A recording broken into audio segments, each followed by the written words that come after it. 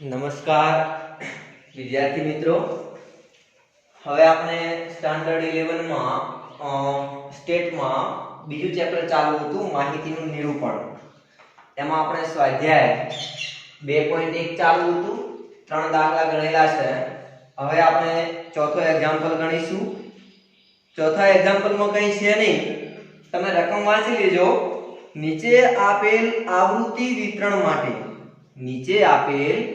આવૃત્તિ વિતરણ માટે દરેક વર્ગની વર્ગ લંબાઈ તેમજ મધ્ય કિંમત શોધી આવૃત્તિ વિતરણ લખો. આપણે કામ શું કરવાનું છે? તમને આવૃત્તિ વિતરણ આવું આપેલું છે. તમારી બુકમાં તમને આડું કોષ્ટક આપેલું છે, મેં એને ઊભું કરી નાખ્યું છે. હવે આમાં શું આપેલું છે? આ વર્ગ આપેલો છે અને આવૃત્તિ આપેલી છે. તમારે શું કામ કરવાનું છે? દરેક વર્ગની વર્ગ લંબાઈ અને મધ્ય કિંમત આ શોધવાની છે અને આવૃત્તિ વિતરણ બનાવવાનું છે. બીજું કંઈ કરવાનું નથી. તમારે આ એક્ઝામ્પલમાં શું કરવાનું છે? ઓન્લી ફોર વર્ગ લંબાઈ શોધવાની, દરેક વર્ગની વર્ગ લંબાઈ શોધવાની અને દરેક વર્ગની મધ્ય કિંમત શોધવાની અને ટેબલ બનાવી દેવાનું, એટલે કે વિતરણ બનાવવાનું. હવે વર્ગ લંબાઈ અને મધ્ય કિંમત ક્યારે મળે? નિવારક વર્ગો હોય ત્યારે. વર્ગ લંબાઈ અને મધ્ય કિંમત ક્યારે મળશે? જ્યારે તમારા વર્ગો નિવારક હોય ત્યારે. નિવારક એટલે કેવા? મેં તમને લખાવ્યું હતું 10, 10 થી 20, 20 થી 30, 30 થી 40, 40 થી 50, 50 થી 60. આ નિવારક વર્ગો કહેવાય. કારણ કે જ્યાં આગળ એન્ડ થયો ત્યાંથી શરૂઆત થઈ. ખબર પડી?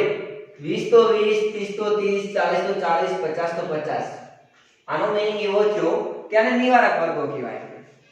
અને જો આવું હોય 0 થી 4, 5 થી 9, 10 થી 14, 15 થી 19, આનો મીનિંગ શું છે? જો અંત ક્યાં આગળ થયો?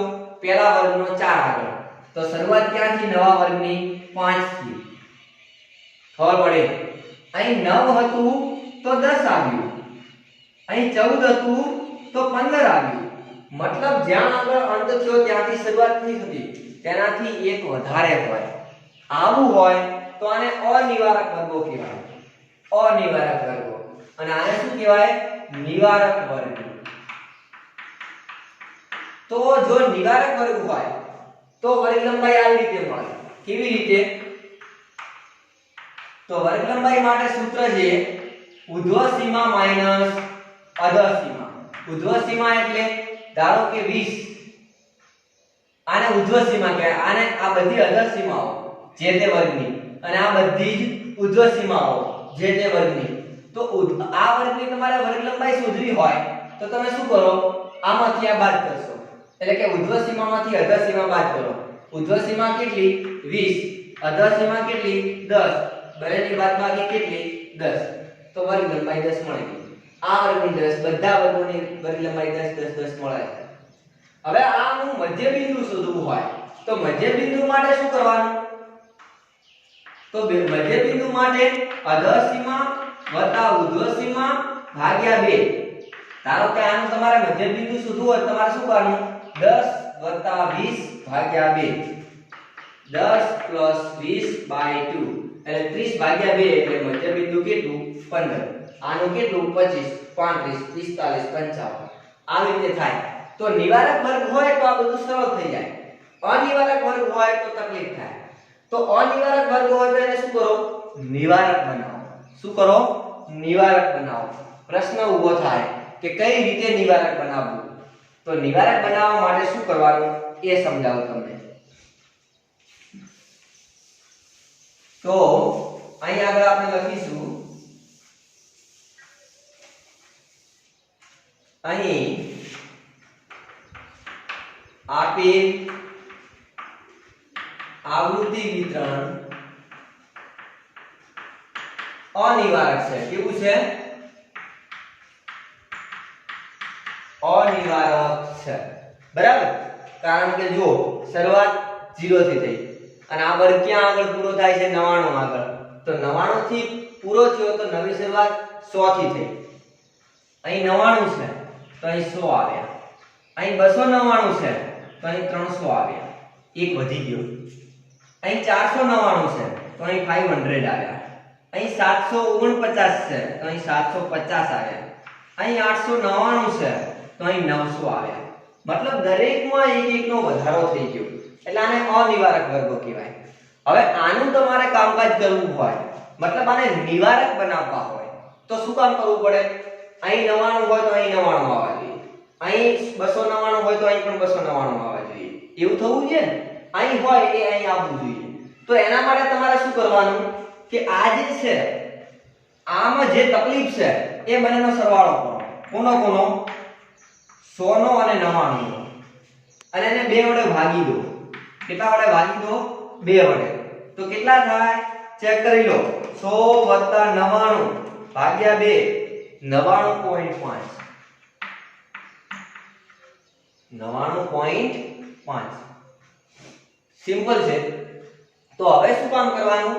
અહીં આગળ પણ 99.5 મૂકી દેવાના, અહીં આગળ પણ 99.5 મૂકી દેવાના. ખબર પડી?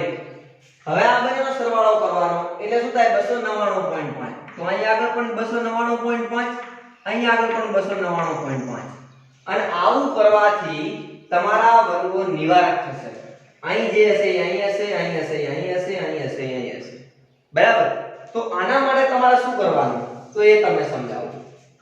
જુઓ, અહીં આગળ 99 હતા, અહીં આગળ 100 હતા, અહીં આગળ 299 હતા, અહીં આગળ 300 હતા. હવે હું તમને સમજાવું બધું. તો તમારે શું કામ કરવાનું? તો ઉકેલ મેળવેલ વર્ગ હવે તમારે નવો વર્ગ લેવો પડશે. પછી તમારે શું શોધવાની છે? વર્ગ લંબાઈ. અને વર્ગ લંબાઈ એટલે શું? તો વર્ગ લંબાઈ એટલે ઉર્ધ્વ સીમા માઈનસ અધર સીમા. અને પછી તમારે શું કામ કરવાનું છે? મધ્ય બિંદુ. મધ્ય બિંદુ એટલે શું? અધર સીમા બિંદુ પ્લસ ઉર્ધ્વ સીમા બિંદુ ભાગ્યા 2. આવી રીતે કામકાજ કરીશું. પહેલા તો વર્ગોને આપણે સતત બનાવી દઈએ એટલે આપણો પ્રોબ્લેમ દૂર થઈ જાય. હવે તમારે આ વર્ગોને નિવારક બનાવવા હોય તો શું કામ કરવાનું? તો 0.5 તમને ખબર છે ને? 99.5 આમાં 0.5 એડ કર્યા હતા, આમાંથી 0.5 બાદ કર્યા એટલે અહીંયા 99.5 થઈ ગયા. આમાં 0.5 ઉમેર્યા એટલે 299.5 થયા. કેટલા થયા? 299.5. પણ આમાંથી એક બાદ 0.5 બાદ કર્યા તો એ પણ 299.5 થઈ ગયા. અને 0.5 એડ કરી દઈએ 300 થઈ જાય. અહીં આગળ 0.5 એડ કરીએ, અહીં આગળ બાદ કરીએ, અહીં આગળ એડ કરીએ, અહીં આગળ બાદ કરીએ, અહીં આગળ એડ કરીએ, અહીં આગળ બાદ કરીએ. મતલબ આ લાઈનમાં 0.5 નો ઘટાડો, 0.5 નો ઘટાડો અને અહીં આગળ 0.5 નો વધારો. આવું કરવાથી વર્ગો તમારા નિવારક થશે. તો અહીં આગળ બધામાંથી 0.5 ઘટાડીએ, 0 માંથી 0.5 ઘટાડીએ તો -0.5. એના પછી બીજો વર્ગ છે કયો? 100 માંથી 0.5 ઘટાડીએ એટલે 99.5. 300 માંથી 0.5 ઘટાડીએ એટલે 299.5. 500 માંથી 0.5 ઘટાડીએ તો 499.5.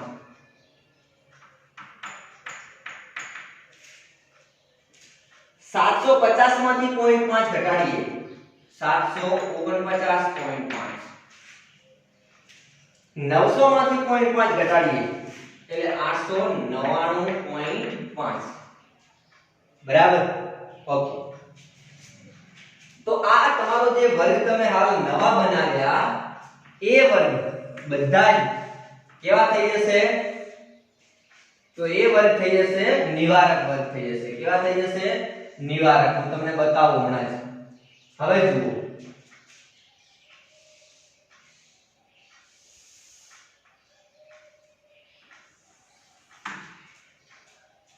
ચેક કરો હવે આમાં બધામાં 0.5 નો વધારો આને ઉર્ધ્વ સીમા કહેવાય ઉર્ધ્વ સીમામાં 0.5 નો વધારો અને અધર સીમામાંથી 0.5 નો ઘટાડો તો હવે બધામાં 0.5 વધારીએ તો 99 માં 0.5 વધારીએ તો શું થાય 99.5 299 માં 0.5 વધારીએ 299.5 આમાં બી 0.5 વધારીએ તો 499.5 આમાં 0.5 વધારીએ તો 749.5 આમાં 0.5 વધારીએ 899.5 અને છેલ્લે 999.5 જો હવે જો ચેક કરો 99.5 99.5 299.5 299.5 499.5 499.5 749.5 same to same 899.5 same to same તો એન્ડ થયો ત્યાંથી શરૂઆત થઈ એટલે આપણા વર્ગો નિવારક થઈ ગયા તો હવે વર્ગ લંબાઈ શોધીએ શું કરવાનું અધર સીમામાંથી સોરી ઉર્ધ્વ સીમામાંથી અધર સીમા બાદ કરી દેવાની તો આની વર્ગ લંબાઈ શોધીએ તો તમારે શું કામ કરવાનું આ વચ્ચે માઈનસ નથી આ ડેશ છે આ શું છે ડેશ આ ઉર્ધ્વ સીમા છે 99.5 એમાંથી આટલું બાદ કરી દો કેટલું -0.5 બાદ કરી દો તો જુઓ આ શું થાય 99.5 માઈનસ માઈનસ પ્લસ 0.5 એટલે 100 કેટલી થઈ જાય આ વર્ગની વર્ગ લંબાઈ કેટલી 100 હવે આમાંથી આ બાદ કરો આમાંથી એટલે 299.5 માંથી શું બાદ કરીશું 99.5 એટલે આ કેટલા થશે 200 કેટલા થશે 200 ઉપરના 99.5 જતા રહેશે 499.5 માંથી 299.5 બાદ કરીએ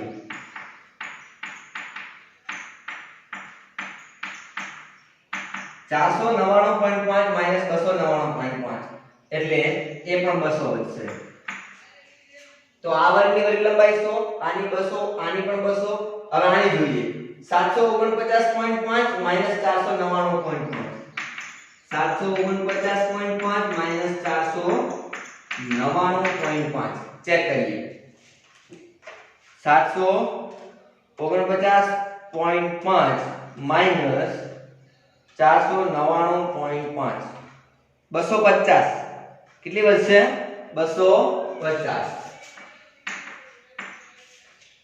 ચલો આમાંથી બાદ કરીએ 899.5 માઈનસ 749.5 તો એ કેટલી થશે ચેક કરી લઈએ 899.5 માઈનસ 749.5 150 કેટલી થાય 150 અને આની વર્ગ લંબાઈ ચેક કરીએ 999.5 માઈનસ 899.5 એ તો તમને ખબર છે કેટલી થાય 100 બરાબર તો દરેક વર્ગની વર્ગ લંબાઈ આપણે શોધી કાઢીએ આની 100 આની 200 આની 200 આની 250 આની 150 અને આની વર્ગ લંબાઈ 100 તો તમારે કામ શું કરવાનું દરેક વર્ગની વર્ગ લંબાઈ શોધવી અને મધ્ય કિંમત શોધવી તો હવે મધ્ય કિંમત શોધવાની બાકી રહી ગઈ તો હવે મધ્ય કિંમત હું તમને શોધી આપું જેથી આપણું કામ પૂરું થઈ જાય આ એક્ઝામ્પલ મધ્ય કિંમત એટલે અહીંયા આગળ મધ્ય બિંદુ શબ્દ પણ તમે વાપરી શકો છો બરાબર તો મધ્ય કિંમત લખી દઈએ મધ્ય કિંમત બરાબર વર્ગનું અથવા અધર સીમા બિંદુ ભાગ વત્તા અધર સીમા બિંદુ પ્લસ ઉર્ધ્વ સીમા બિંદુ ભાગ્યા 2 મધ્ય કિંમત શોધવા માટે શું કરવાનું અધર સીમા બિંદુ પ્લસ ઉર્ધ્વ સીમા બિંદુ ભાગ્યા 2 જો હું તમને એ પણ સમજાવી દઉં આનું આ વર્ગ છે આ વર્ગની વર્ગ લંબાઈ શોધવી હોય તો શું કામ કરવાનું મોટામાંથી નાનો બાદ કરવાનો મોટામાંથી નાનો બાદ કરવાનો મોટામાંથી નાનો બાદ કરવાનો એટલે વર્ગ લંબાઈ મળી જાય હવે મધ્ય કિંમત શોધવી હોય તો આ વર્ગની તો બંનેનો સરવાળો ભાગ્યા 2 બંનેનો સરવાળો ભાગ્યા 2 તો 99.5 વત્તા -0.5 તો એ શું થાય 99 અને 99 ભાગ્યા 2 એટલે 49.5 49.5 બરાબર। તો અહીંયા આગળ આ કઈ રીતે મળી જુઓ, આ રીતે મળી 99.5 વત્તા -0.5 ભાગ્યા 2 તો આ કેટલા થાય 99 કારણ કે 0.5 બાદ થઈ જાય અને ભાગ્યા 2 એટલે 49.5। આની મધ્ય કિંમત શોધવી હોય તો બંનેનો સરવાળો ભાગ્યા 2 જુઓ 299.5 એડ થઈ જાય 399 ભાગ્યા 2 તો આવી રીતે થશે। ચલો કરી દઈએ આપણે, જુઓ 99.5 વત્તા 299.5 ભાગ્યા 2 99.5 વત્તા 299.5 99.5 વત્તા 299.5 ભાગ્યા 2 કેટલા થાય 199.5। તો આ વર્ગની મધ્ય કિંમત 199.5, આ વર્ગની મધ્ય કિંમત 49.5। હવે આની શોધીએ 299.5 વત્તા 499.5 299.5 વત્તા 499.5 ભાગ્યા 2 વર્ગ લંબાઈ માટે 5 બાકી એટલે મધ્ય કિંમત માટે સરવાળો ભાગ્યા 2 299.5 વત્તા 499.5 અને ભાગ્યા 2 એટલે 399.5 399.5। ચલો આ વર્ગની 499.5 વત્તા 749.5 499.5 વત્તા 749.5 499.5 વત્તા 749.5 ભાગ્યા 2 1249 અને આને 2 વડે ભાગીએ એટલે 624.5। તો આ એની વર્ગી મધ્ય કિંમત થાય। ચલો આની શોધીએ 749.5 વત્તા 899.5 749.5 વત્તા 899.5 ભાગ્યા 2 અને એનો સરવાળો થાય 1649 એને 2 વડે ભાગીએ એટલે 824.5। આ દરેક વર્ગની વર્ગ લંબાઈ મળે છે। શું મળે છે? વર્ગ લંબાઈ મળે છે, બરાબર। તો 199 399.5 624 ને 824.5। હવે છેલ્લા વર્ગની કઈ 899.5 વત્તા 999.5 સરવાળો થાય 1899 વત્તા 999.5 ભાગ્યા 2 સરવાળો થાય 1899 એને 2 વડે ભાગીએ એટલે જવાબ આવે 949.5। આ બધું શું થયું? તો તમારી જોડે જે કોષ્ટક હતું અનિવારક એને આપણે નિવારક બનાવ્યું, નિવારક બનાવીને એની વર્ગ લંબાઈ શોધી આપી, મધ્ય કિંમત શોધી આપી અને આકૃતિ તો આપેલી હતી જે તમારે લખી દેવાની, અહીંયા આકૃતિ લખી દેવાની જે આપેલી છે, જે ક્યાંય શોધવા જવાનું નથી। ચલો આકૃતિ લખી દઈએ 10 12 14